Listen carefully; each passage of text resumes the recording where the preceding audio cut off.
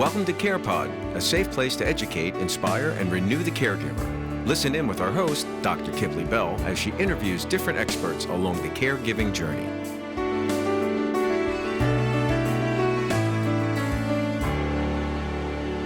So I'm excited today. I love young olds, okay? I love respectfully the term young olds as it means to, as we chronologically age, we still are vital, we're active, we have great purpose in our community. So I'm so excited to share with you and introduce you to Sharon Rolfe, behavioral scientist who sparkles. Love it, love it. So welcome to the CarePod. Thanks for joining me and sharing your story. So welcome. Thank you. Yeah, I'm 77. Well, next week I'll be 77. I love to talk about courage and potential and possibilities.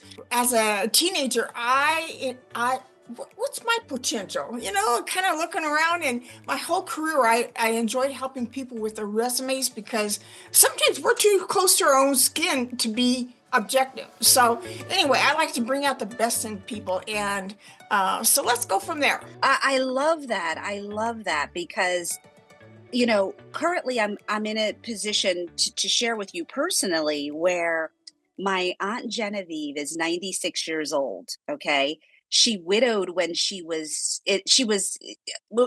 in 2007, has lived alone her entire life, performed all of her activities of daily living, independent activities, social community, the whole thing. She's finding herself now at this age and stage as at the most time that she's ever had to be hospitalized or had medical care in her life. Okay. Just to put things in perspective. But what I'm having to battle now is the narrative around her, right? The narrative that, oh, you're 96 and this is what we have to accept at 96 or just being old. So it's so refreshing to have someone like yourself to be here to say, no, no, no. We still have great purpose. We have wisdom to share. We have, you know, a position in this society, a role to play. So what do you say? I mean, 96, yes, is really at an end chapter, right? Like, to be realistic. But what do you say to our young olds or your cohort of, you know, aging older adults to say, hey, get out there and, you know, get grooving here? What do you say to those people? Well, actually, so I felt invisible my whole career. Way down the bottom of my stomach, I felt invisible. Actually, I wanted to be invisible as a kid growing up because that meant it was safe. But I actually blossomed in retirement because the first thing I did, I signed up for a coaching class. I started the week before I retired. And the first thing they taught us was our essence statement, which I kind of now have renamed to being either our spark or inner spark. And when you know who you are on the inside, your soul, your DNA, what your invisible assets, that you've got something to offer the world. And I am, about that same time, Dr. Kiplee, I got a profile back that said I was an influencer. Who, me? You got the wrong person. What are you talking about? But I got a couple phone calls about being a podcaster out of New York, you know, and how'd you find me, you know? But so I did an interview, and we saw that you had energy and something interesting, you know, energy, I guess, too. And so I took baby steps forward. Maybe somebody knows something about me. I don't know. Because we do have blind spots, right? Right. Absolutely. Absolutely. Yeah. So I started doing some podcast audio, and then I morphed into being audio and video. And then I wrote a book, and now I get such a kick out of doing podcasts because I get to talk to lots of people. Yes, absolutely. So tell me, there's something that you said that was really poignant there about, you know, feeling unseen, right? Which I think is a message for young and old, right? But particularly, one of the messages I like to champion is the older adult person in the workplace. So you said that you felt invisible in the workplace. Oftentimes that could be systems, it could be technology changing, adaptability for the older adult, not being able to catch up with everything's moving so exponentially. What do you say to that older adult pre-retirement and to be heard, to feel seen in the workplace? What offerings would you give there? That's part of feeling confident. I know when I first started putting more out there, I'd be sitting in meetings, and it was probably during my early days of my master's degree that I would come back from. I mean, I'd go into a meeting, and sometimes we're pretty shy and not sure we have much to say, but I started imagining kicking the back of my chair. Come on, Sharon, put something out there. You're doing it not only for yourself, but others who aren't courageous enough to put it out there. And I was speaking for 8 or 10 people, not just me. I love So, it. yeah, so your invisible assets of anybody, you have opinions, you have perspective. It used to be maybe 40 years ago, we got to do focus groups or feedback on products and whatever. And at first I enjoyed doing it because somebody wanted to hear what I had to say. And what kind of things do you consume that we'd like to know about? Anyway, that's so popular now that they do it automatically, whether they ask you or not. Yeah, yeah. But to realize that your perspective counts. Okay, the first thing not to do, Dr. Kiplee, is compare yourself. Comparison is, uh, what do I want to say it? It's kind of a end game that gets you nowhere. And comparison is I think a kind of an evil tool, to put it bluntly, because we're one of a kind. Our fingerprints are so unique. Our voice, our body, our hair. I used to be proud of my hair, but it's getting so thin. Maybe I need to take points from somebody else. But the whole comparison, we're not meant to be like, and yet don't we get taught in school that you got to wear the right jeans and the right clothes and come from the right side of town and all that, and phooey, that's uh maybe that's a way of trying to realize we're similar in lots of ways, but it's not a requirement to change your authenticity to be like somebody else's authenticity, and to shine and be proud of your uniqueness is something I talk a lot about. Absolutely. So what's your secret sauce?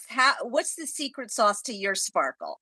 Okay, so here's what I learned that first weekend in coaching class. I am precious jewel of wisdom.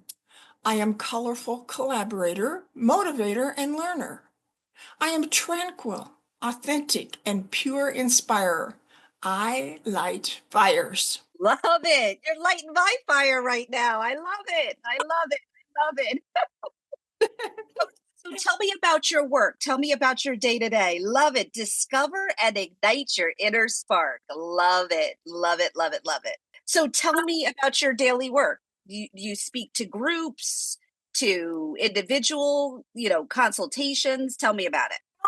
It's a lot of podcasts, and like I say, I did about 53 of them myself, Wow. and that's I am so intrigued with how people like you are hosting podcasts and learning so much from so many different people. You're getting a PhD just in people stuff because you're learning so much. And for young people to be hungry to learn, I'm finding I have a rapport with 20 and 30-year-olds that Love it. they want to learn and soak it in.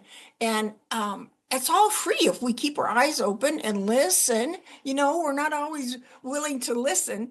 And I admire people that are willing to do that. So I volunteer once a week, and volunteering is a marvelous way to feel good. There's a food bank kind of around the corner here, and I deliver food to 4 families and have for about 2.5 years now. And that's Amazing. part of solving the, what do they call it? Food insecurity for people that don't either have a car or they're caregivers themselves, and that kind of thing. But I have been active on Facebook a lot and sharing my wisdom. I don't have that many customers or clients, Kiplee, because, well, actually, people don't know that they have a uniqueness, a soul that can be defined. So I'm pioneering that whole belief that my uniqueness, I can shine and sparkle and be confident in my uniqueness. And it's an intrinsic motivation. It flows from me. My business is called Effortless Vitality. I want your sparkle to flow, folks. And I'm headed for 100 too. I love it. Oh, easy, easy, Easy. easy. If you keep on this path, you will easily hit that milestone. Absolutely. Welcome to Impactful Caregiving, where we believe that compassionate care begins with education and empowerment. Impactful care is more than just a CME-accredited online course instruction. It's a philosophy, a commitment to equipping clinicians at the bedside with the knowledge and skills to provide the best care for the older adult person. We believe that when clinicians are educated, they become empowered to not only care for the patients they serve, but also to partner with and empower their colleagues and patient families. Impactful caregiving recognizes that behind every patient is a grandparent, a spouse, a loved one, a person who means the world to their own family. Through our one-on-one consultations, Impactful Caregiving empowers the layman caregiver and their family to begin important conversations and plan for their aging chapter. Our commitment doesn't end there. We also serve corporate clients who seek customized medical training for their staff, as well as consultations for aging accommodation and staff education in various sectors of business, travel, and hospitality. Whether you're a clinician caregiver dedicated to improving patient outcomes or a corporate client striving to provide exceptional care experiences, we invite you to partner with us. Together, let's make an impact in the lives of older adults and their families. We can redefine what age looks like as impactful caregivers. Absolutely. So, how do you unwind, decompress, maintain your sparkle? How do you pour into your own cup so you are able to encourage others? I married and never had kids, but I tell people I take with me on my walk every day 4 biscuits to feed the dogs. I am the dog's favorite person on the street because I have treats. And but I pay attention to the crows and the squirrels and what's blooming and what's going to seed and what my neighbors are doing, that's changing things. But all this green flowers and all this, it's free. And all this free vegetation, the grass and the hedges and the trees, and even the squirrels and crows, maybe. But to have abundant mindset and to notice what's free around you, the air is free, the sun is free, and to marvel in that those gifts of what makes us live and thrive. Absolutely. What a testament, right? To just, you know, cherish the simple things in life and to, kind of fill our cups with those simple ways to find joy. Such a powerful message. So tell me about your friends. Do you have a tribe? Do you have a Sparkle tribe? What do you guys do? How do you hang out? A couple friends that we meet every couple of weeks. We call ourselves elder orphans because either we don't have kids around or we aren't that close to our kids. Sometimes, our kids do their own thing, but we have resorted to Zoom a lot because one of them is getting, I think she's about 84 now. She's quite a writer and is still publishing. And Wow. so we chat because she's had to move into assisted living. Her being able to get together with us to have coffee isn't as possible. And she's been doing, even at her age, a lot of caregiving for her boyfriend. And that's been draining her some. But we like to have coffee or tea together. Most of us are tea drinkers. And once in a while have lunch. We haven't done that for too long, but last week I had three invitations for lunch or early dinner, and that was pretty cool. So Yeah. just encouraging each other. I recently took a cruise to Jamaica at the end of September, and so the last meeting or two, we've been sharing a lot about what I learned. It turned out to be quite a test. We got out of Seattle 5 hours late.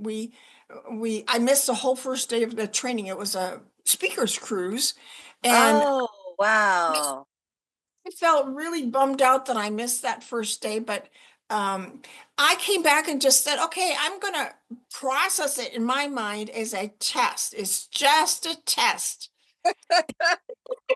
It wasn't something personal. It wasn't something I could control. Oh, wow.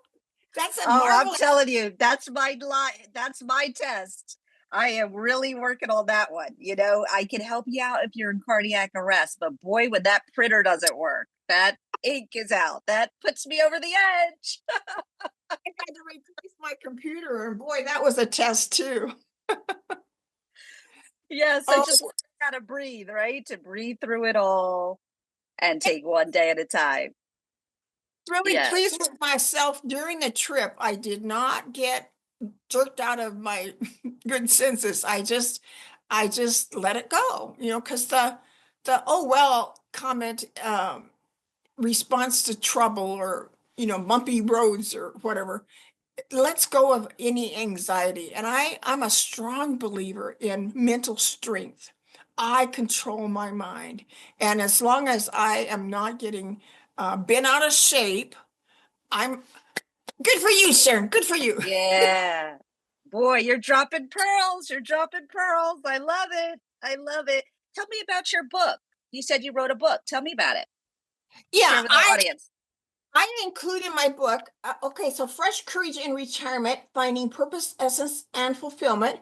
I kind of call this a do-it-yourself process of finding your own purpose, because I ask a lot of questions that you might not have considered for answering for yourself. Let's start with 20 things you love to do. That's a long list. 20 things you love to do. But there's hints about what your purpose could be when you have a response to some news story or to some newspaper or something on Facebook that somebody needs to do something about that. Yeah. It could be you. Yeah. Or it reflects your values. We don't talk much about values, but they play a huge part in our satisfaction. If we're aligned with our values, it brings so much more joy and calm and peace than going in opposite directions of our values is going to frustrate you to no end. So helping you to have a purpose in your essence or sparkle, knowing that you can say, oh, that's not my focus. That's not for me to solve. I'm going to solve this thing over here because it brings me joy and meaning and fulfillment. Yes, so beautiful. So we could get that on Amazon, I would think. Yes, exactly. Okay. Okay, so that'll all be in the link for our audience with your bio, streamed everywhere the CarePod is aired. And this is awesome. So drop your final words of encouragement to our CarePod audience, especially encouraging the caregiver that might say, wow, I'm really worn out right now. I want to keep my little sparkle. I want to keep the flame going. But I'm having a little bit of difficult time as I caregive on this journey right now. What would you say to them? Love it. But one of my favorite things I like to end my shows with is by Thomas Wolfe, and I found this on a plaque at work one day. If one has a talent and does not use it, one has failed. If one has a talent and partially uses it, one has partially failed. If one has a talent and finds somehow to use the whole of it, they have gloriously succeeded and won a satisfaction few people ever know. Oh, love it. And I'm going to give myself a hug. Is that okay? I'm going to give myself a hug. Yeah. Oh, what a pleasure you are. I'm so excited to share your sparkle with the world. What a blessing. Thank you so much. Great information right from the source. For more information on how to caregive like a boss, check out impactfulcaregiving.com. Want to be a guest on the show? Contact us at CarePod at impactfulcaregiving.com.